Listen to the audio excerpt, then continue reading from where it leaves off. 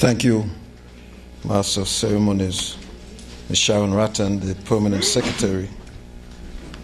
Your Excellency, Sir Edmund Lawrence, our Governor General, Prime Minister, the Right Honorable Dr. Denzil Douglas, our Deputy Prime Minister, the Honorable Earl Assim Martin, Minister of Public Works, the Honorable Marcella Liebert, Minister of Social Development, Honorable Richard Skerritt, members of staff of this facility, good afternoon to all of you. I've been tasked with the responsibility of giving a brief description of this project. Having recognized the need for such a facility, such as this, the government, through the Ministry of Public Works, engaged the services of SNC Lavalin International.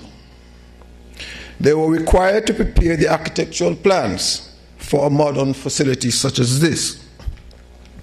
These architectural plans were augmented with the inputs of the structural, mechanical, and electrical engineers.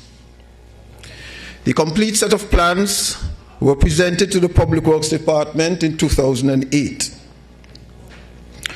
Guided by the FIDIC document, the Public Works Department produced the contract documents, including the conditions of contract, the specifications, and the bill of quantities. The contract documents, including the drawings, were issued following an official public call for tenders. Tenders were received from a number of contractors. Following an evaluation of tenders, Stephen & Associates Limited was awarded the contract. An 8-member steering committee was established, headed by the Permanent Secretary, with representation from various stakeholder ministries, including the Public Works Department. As part of the conditions precedent of the loan from the CDB, I was employed as the engineering and architectural consultant, reporting directly to Public Works Department via engineer Lorraine Gomes. The project rests upon approximately 3 acres of land at the original site of the Harris's home for the boys. It includes 2 buildings, a rehabilitation center and a remand center. The main building, which is to the south, is a 2-story structural steel frame which includes columns, beams, and roof members. The building is in the form of a U, creating the effect of a courtyard. The main structural elements include reinforced concrete to the foundations, base walls, ground floor slab, and the encasement to columns and beams. The infill walls on both floors are of reinforced masonry block. The first floor is a customized composite flooring system, including pre-stressed concrete beams. The main building houses on the ground floor offices, the medical area, 2 workshop areas, laundry and toilets, kitchen, dining room, and 2 counseling rooms. To complete the ground floor is a dormitory for the females, and this includes the supervisor's office and the quarters. The plumbing and electrical fixtures and fittings were all specified as per the needs of such a facility. You would notice that there are no handles to these fixtures and fittings. On the first floor, on each wing of the first floor, there is a classroom and dormitories for the boys. In addition, the area for the maintenance officer as well as the washrooms are also located on the first floor. In the center of the first floor can be found 2 very important areas, namely the recreation room and the computer/library room. There is a fire escape or emergency stairway from the first floor to the ground floor, and this is located on the northwestern end. All emergency doors are differentiated by color and operated by panic or push bars. It is intended that the facility would have would have stored water in the event of an emergency, and the storage tanks are located west of the kitchen. The total area of the building is approximately 11,760 square feet.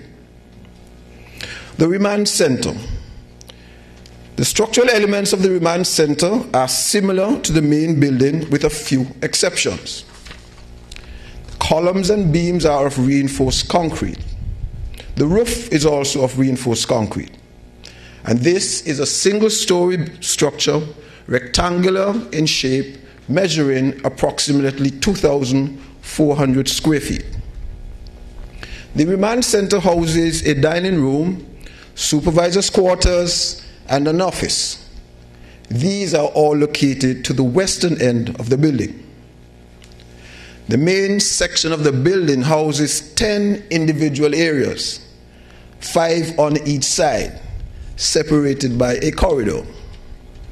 Each unit has its own toilet conveniences. At the eastern end of the building is located 2 sets of showers. The built environment. The colors chosen by the previous Director of Public Works, Mr. Pemberton, the colors chosen for each specific area was selected after much research and thought, as the colors are to assist in the process of rehabilitation. Therefore, you will not find any dull colors. The property is fenced and is provided with a standby generator with the capacity to provide power to the entire facility. The southern section of the grounds is to be used for recreation and for the production of agricultural produce.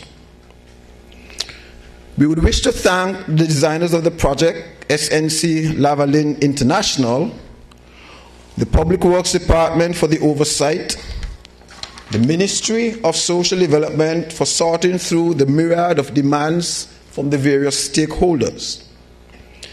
We must not forget Stephen and Associates for delivering a quality finish that is comparable with any project on St. Kitts and Nevis. Could we give them a hand, please? I have left for last the CDB officials who were very patient with us. Their guidance was crucial every step of the way and ensured that there was a conclusion to this project. Allow me the opportunity to thank the government of St. Kitts and Nevis through the Ministry of Public Works for the privilege of serving in this capacity. Thank you very much.